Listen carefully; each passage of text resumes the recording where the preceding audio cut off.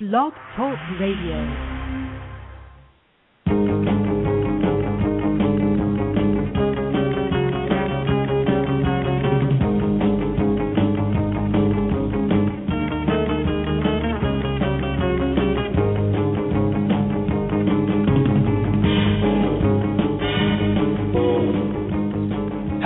Welcome to another episode of the Batcave, a series of fast-paced 30-minute political shows aimed at opening the eyes of America to what is currently taking place in our country. I'm your host, Batmobile, and our guest today will be country singer, songwriter, and Tea Party Patriot Marie Harpen, who will be speaking to us about her musical career and the various Tea Party events she's attended throughout the country. Welcome to the show, Marie. It's nice to meet you. Nice to meet you too, Batman. Well, Marie, can you tell us a little about your background? I know that you grew up in a small town in southern Ohio and had a large family. Can you tell us a little about that? Sure. My father owned his own business. He actually he had been working for a company that transferred us down here from Toledo, and I was born here. Oh. And shortly after that, it was after he'd already had 10 kids, he decided he wanted to start his own business. And that his own story is a bit of a success story. It's like a success story about our country and what you can do, right. Once you put your mind to it. He eventually went on to have 2 more kids. So I had 11 brothers and sisters. Wow. And my mother was an artist. I just lost both my parents just this past year, which was really hard. But she was an artist, and both of them, they both had some kind of talent that I think we all gained, because there's quite a few musicians in my family, and right. I know my brother Pete is a songwriter, and he has songs out throughout the country. So how did you how did you discover playing the instruments? How did you discover music? Interesting story. My mother was making me take piano lessons, which I love the idea of music, but I wasn't really all that enamored with the piano. And right about that time, I think I was about 9 years old, and my brother had been in the Navy, and he was stationed in Hawaii. Right. And he came home, and he had a guitar, and he could play it, and he would sit and entertain us. And I never remembered him being able to play it before he joined the Navy. And I caught on right away what he was doing, and I ended up getting myself a book that had the chord diagrams in it. And I said, this is the instrument I was meant to play. Right.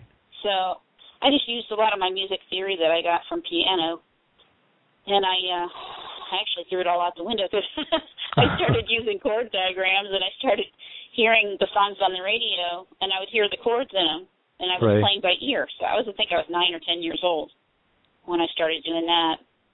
So you saw that's what you enjoyed. You enjoyed doing that, not the piano, but the guitar was your thing. Yeah, and back then, we didn't have Nintendo and 50 million other things for kids to do. There wasn't much to do. We grew up in the country, and that and listening to the Reds play on the radio. Those are the 2 things that I remember loving to do. So okay, you're a Cincinnati Reds fan. Never left me. Yeah. I'm sorry?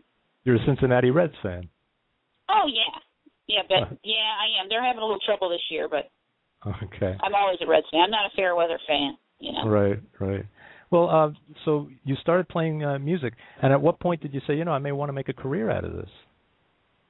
Well, I started actually playing in grade school at masses. We'd have Friday masses, and I was the guitar player, and I had another person that played guitar with me. And then I was asked to perform at First Communions, and then later I was asked to perform. This is 5th grade, I think, at wedding receptions. I started doing that. I did that all through high school, and I was also in jazz band. I played guitar in jazz bands, so I learned a different style of guitar at that time. And so did you notice that you were doing more jazz or country? What was your style of music? Well, the jazz actually taught me more music theory that I'd been having a hard time pushing myself to do, and that actually pushed me to learn the music. So it was kind of like more of an exercise than it was a goal, So basically, those were the things that kind of shaped me. I've always been a big fan of the Beatles, Southern rock like the Eagles and Crosby, Stills and Nash, and in fact, Joni Mitchell was probably my biggest inspiration as far as that style of music, the folk music, and she had her own her own style that was so unlike anyone else's. Right. And, I liked her. I liked some of the music that came from Carly Simon. In fact, people have told me, you sound like Carly Simon. I don't hear it, but I've been told that I can hear it. I do. I can hear it, yeah. In my state. Mm-hmm. Then when I was 18, all I wanted to do was start playing out. And when I was 18, I started playing at a local pizza restaurant called Dino's. Okay. It was down at the UC campus. And I started doing that. And then, things like work and that came along and kind of took me away from my playing for a while. I had actually gotten out of playing music for a while. Really? Yeah, and when I finally this thing with the Tea Party was one of the things that pushed me back into doing my music again. Yeah, I was going to ask you, how did you get involved at the tea parties? I had several friends that were doing it, and we all felt a strong need to save our country, basically. Right. And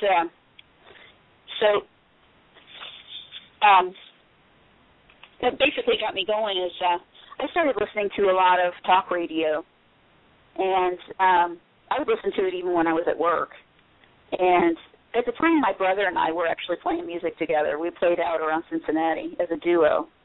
Oh, really? Yeah. And so I had started playing out a little bit, but I wasn't really totally into it yet. And it was the inspiration of a lot of the, I was listening to Glenn Beck, I was listening to Rush Limbaugh and Sean Hannity. And right. I would go to sleep. I was so worried about our country and so distraught that I would go to sleep, and I think that those dreams would stay in the things that were going through my mind didn't leave my head, and I would actually find music writing itself in my head. So a lot of these things came out of just necessity. One day I woke up and I said, I've got to write these lyrics down, and I had the melody and everything, and it was the chorus to Walk the Streets in Anger. Yeah, I was going to mention that. Walk the Streets in Anger, that's a beautiful song, and it describes the feelings of frustration that millions of Americans feel today. How did you come up with those lyrics? Well, the lyrics, the chorus basically wrote itself, and then I was writing the verses, and I would put it away and come back, and I'd say, that's a good thought that I just had, And I remember saying to myself, I don't know my country anymore. I said, that's got to be the catchphrase of the chorus. Right. So that's basically where that came from. And then I wanted each verse to start with a recognizable verse from either a hymn or a phrase.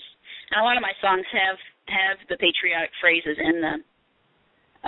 Another song I wrote was They Changed the Rules, and that contains the verse, these are the times that try men's souls.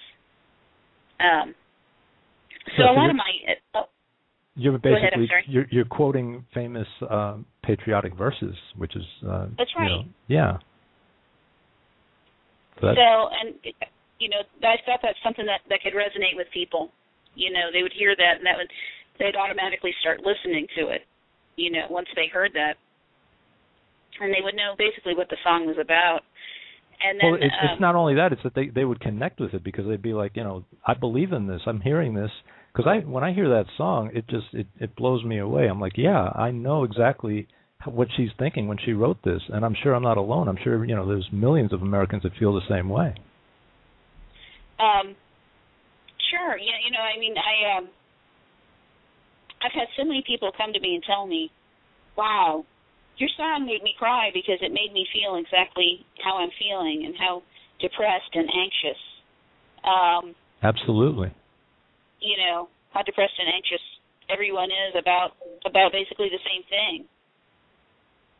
Now, you've worked on a lot of projects so far, right? Can you tell us a little along your musical adventures, where you've performed and who with? Yes, I came in contact with another singer-songwriter named Lisa Mae Norton, and she lives in the Washington, D.C. area. And she and I met originally on one of the sites. I think it was Team Sarah or Smart Girl Politics. I think I was on both of those, and she was on both of those sites. And I discovered she was doing the same thing. And she was having some success with that, and she was getting to travel. And she basically started including me on a lot of the projects that she was getting involved with. And the most recent project that I did was it's a project for America's Mighty Warriors, and it was sponsored by Lloyd Marcus and Debbie Lee. Oh, excellent. And Debbie Lee's son, Mark Allen Lee, was the first Navy SEAL to be killed in Iraq. Wow. And she started a program. Called America's Mighty Warriors, because the name Marcus means mighty warrior. And what it is it helps families who've lost loved ones in the war. And anyway, the project, there's a lot of conservative singer-songwriters on this project. Mm-hmm. And it turned out to be a 2-CD set. It's called Tea Party Patriot. And I'm really proud of that. It turned out to be a really good project. And all the proceeds go to America's Mighty Warriors. Now, what's the name of that again? Tea Party Patriot? It's called Tea Party Patriot. But if you go to americasmightywarriors.org, you can purchase that. And there's T-shirts. There's a DVD included in the set.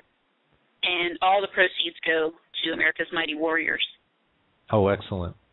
Excellent, yeah. And I was lucky enough to have a song on there. What was the name of the song? The name of the song on that one is "She Needs Her Country." Okay. And that one I wrote for the women who are involved in the movement in the country, because there's so many women, and women, they run the home basically. Well, and I think that's what I've noticed. Some of the songs, it's not all about saving the country. There's also anti-abortion songs, which that's an incredible great cause as well. It's a very great conservative message that you're getting through. Yeah, I wrote a song called "Didn't Deserve This," and it starts out, a girl finds out she's pregnant, and she starts feeling sorry for herself, that she didn't deserve this, and then she tells her boyfriend about it, and he says, "I didn't deserve this." They're feeling really selfish about it. Right. They end up making the right decision. And what they realize is that they didn't deserve, they feel like they didn't deserve this beautiful child that they had, because they had been so selfish. That one, it was kind of inspired by some things that were going on around me at the time and in my family and that kind of thing. But I've had a lot of people tell me, boy, it's got a good message to it. That people find themselves in that situation and they're scared to death, and the first knee-jerk reaction is to, man, I got to do something about this so nobody finds out, or I'm ashamed, that kind of thing. Right. And that's why it shouldn't be so readily available, because these things trouble both people, both parents, for the rest of their lives. Well, what the problem is that we've lost a lot of our family values in this country. Somewhere along the line, and people need to understand that life is precious. All life is precious. Right. Well, I say to people, we don't have enough people to pay into Social Security. Well, we've killed 53 million people before they had a chance to be born. I mean, what do you expect? And all of their descendants never got a chance. It's a huge decision that people take so lightly and so flip about. Yeah, but I really, think that we're paying as a nation. We're paying for this. Yeah, you're absolutely right. But your message is getting out there with these songs, and I think that's something wonderful that you're doing. Can you tell us a little about your CD, which is named "Walk the Streets in Anger"? A compilation. Walk the Streets in Anger was the first CD that I came out with, and after listening to it, I thought, man, I can really improve on that. So I put together a greatest hits CD, and that's the one that's actually available on my site. And it contains 8 songs. It's got "She Needs Her Country," which is on the TR the World project. Okay. That song was inspired, believe it or not, by Sarah Palin for one, and Katie Abram. I don't know if you remember her. She stood up to Arlen Specter at the town hall in Pennsylvania. Oh, yes, you've awakened a sleeping giant. Right. Mm-hmm. And yes. I had the luxury of meeting her. I performed last year for a dinner. It was Mom for America, and it was a dinner, and Michelle Malkin was the host, and she was the speaker, and I got to perform there. And I also it was that was one of the biggies in my life, you know. And I got to meet her, and I got to meet Katie Abram, and I've met so many people. I played last year at the Tea Party Convention in Richmond, Virginia, and I got to meet Herman Cain and Lou Dobbs. I can't even name them all. Ron Paul. That was huge. And the band that I play with when I'm out of town, when I'm traveling, they have offered to back me up, and they're great. It's Bobby Powers and Party Time. Okay. And they have a really good song out there called "Take Your Hands Out of Our Pockets." And it's a real upbeat. It's almost kind of. I'm sorry. I love the title. Yeah, and it's kind of an upbeat rock song, and they're great guys. Bobby comes from New Jersey, and the rest of the guys come from Florida. But we all end up meeting up together, and we've actually written songs over the Skype. We've used Skype to write music. Oh, that's pretty original. It is original, and I remember talking to Stephen Bannon. You had him on your show. I talked to him last year at the Tea Party Convention, and I told him that we write music and we practice our music over Skype. And his jaw dropped. He goes, "I can't believe that. I've never heard that before." I said, "Well, new technology." Yeah, when we're all over the country, you know. That is pretty amazing. It would be interesting to see if you could record an actual album that way. We had discussed doing that.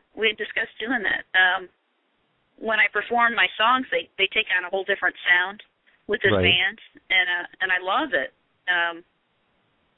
On YouTube, there's an actual recording at the Tea Party Convention last year of "She Needs Her Country" and "Walk the Streets in Anger." Okay. But it takes on a totally different. You can go to my YouTube page. It's Ann Harpen is my YouTube name. Yeah, or just type in Ann Marie Harpen. I saw one of those compilation videos that you made with the other artists. I believe Sherry Markell was in it. She was on our show also. Right. That was a song that we did. I went to Washington, D.C. last April. Okay. And we worked on it. The project was Power of the Dream. And the whole premise was to, the producer, Michael Beck, wanted people to write in and write what their idea of the American dream is. And that's interesting. I mean, you can type in Power of the Dream and just type in Harpen and YouTube, and you'll find that. And that song, we all had a part in writing that song. And you'll hear the Rivoleys, Ron and Kay Rivoli on there. You'll hear Lisa Mae Norton, Sherry Markell, just to name a few. It was very powerful. And it's available on YouTube, and it's very powerful. I mean, when I saw it, I was like, wow, you're amazed. It takes you back to those "We Are the World" compilation with all the mainstream artists many years ago. Yeah, that's right. And that's the thing. That's the other thing that gets me. Back in the '60s, people were writing songs that were political, and of course they were liberal and they were political. Those made it onto the radio, and everybody thought they were great, and they still play them today. But what I've run into is that those people will find out, you write conservative music. It's harder to get people to listen to your music, just because you happen to be on the side that the music industry doesn't consider to be popular, or they frown upon it. But you know what? With the internet, it's just it's incredible because you can get out to so many other people that wouldn't normally be have access to it. Right, and that's also the way a lot of the conservative groups have been able to rally. I mean, not even just the music people, but the conservative groups have been able to join forces on the internet because they realized that the media was leading them down the wrong road, and so many people are paying attention to the, I don't even like to call it the mainstream media anymore because I don't think people even care about it anymore. I think, no. I think that the uneducated are the people that don't really care. And it's sad to it. because, those are the people that need to, become awake and realize what's happening in this country because we can't take it back all by ourselves. I know, and it's going to affect our children and, and their children, and who's going to pick up the tab for this? It's, I hate to use the word unsustainable, but it's totally unsustainable. Yeah. Something's going to have to be done to correct it. Now, Anne-Marie, you're going to be appearing at the 2011 Constitution Day Jubilee at Patriot Park in Fredericksburg, Virginia on September 17th. For more information, That's right. If anybody is interested out there, just click on the link that you see right here on our Blog Talk radio page, and it'll take you to that link for more information. But for any future shows that you may be doing, Anne-Marie, do you have a site where our listeners can go to find more information on where you're going to be performing and when? Sure. They can go to Harpen Sings, HARPEN Sings.blogspot.com. Right. And you can also purchase my CDs there. And my music is available for download. You can go to SoundClick, or you can go to any of them, iTunes, Amazon, Rhapsody. I'm pretty much available just about anywhere. That's great. I'm sure everybody's going to be looking forward to seeing you live because when they hear your song, I mean, I heard your songs and I was blown away. I was like, wow, it resonates. It goes right into your heart, and you say, yep. If you're an American, you have to love it. Yeah, and these songs came from my heart, and they were in my head, And there was a long time where I would hear music in my head, and I'd wake up, but then I'd go back to sleep. But this was one that was so jarring that I said, I've got to write this down. And I ended up getting a really nice microphone for my computer and a program so that I could record bits and pieces, and so that I wouldn't forget them, Right. Because I'm not big on writing things down. I have to, that's just the way I learned music, was in my head. I would listen, I would hear the chords, and I'd play by ear, basically. It's probably best to go to sleep with a little tape recorder next to you so that you can record it as you feel them, Yeah, that's what I've got. I've got my cell phone here, and it's got a little recorder in it, and I can do that. So I've actually done that before. That's great. Well, you know what? We're going to wrap this up a little early because I want to play that song of yours just so that the people listening can hear how wonderful this song is. And but I'd like to thank you for coming on the show and for sharing with us your career in the music industry and all the performances that you've had in the various tea parties. And we wish you the best because I think that when people hear you, they'll be like, I have to see her live because she's that good. That's great. I appreciate that. That's very sweet. All right. And as we close today's show, we'd like to leave you with Anne-Marie Harpen's terrific new song, Walk the Streets in Anger, from the new CD by the same name.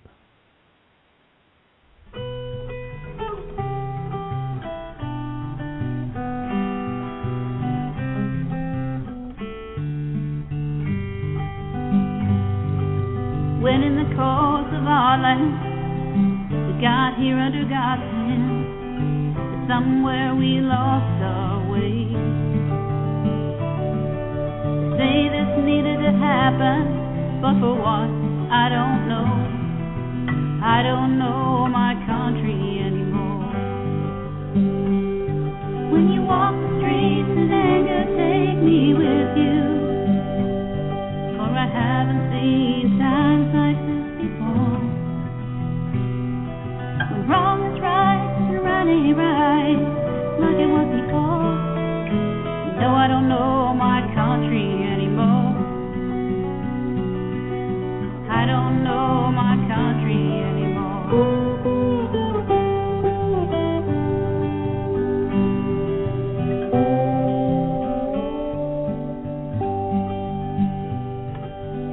My country, 'tis of thee. I sing for you and I sing for me.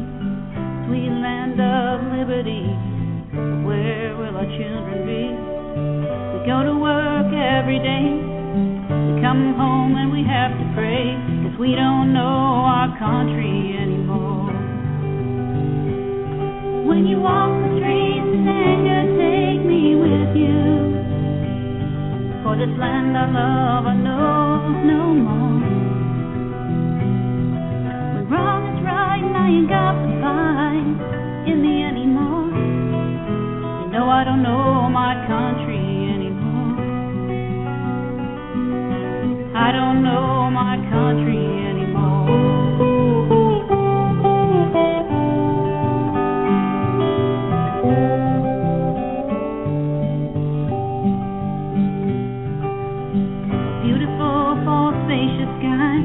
Now we have to wipe our eyes as Lady Liberty cries, and our hope for our children dies.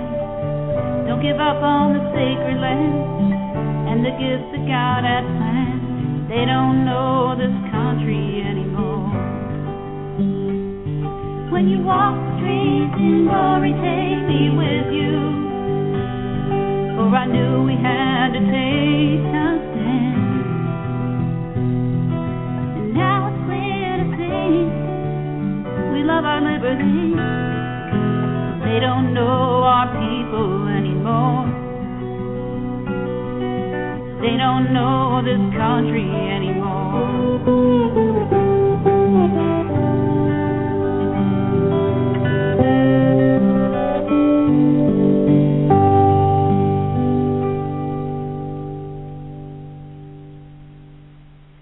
If that song doesn't bring a tear, then you just don't bleed red, white, and blue. I want to thank you, Anna Marie. That was great. Thank you, Batman, for having me on your show. All right. Until next time, I'm your host, Batmobile, thanking you for joining us in the Batcave. God bless.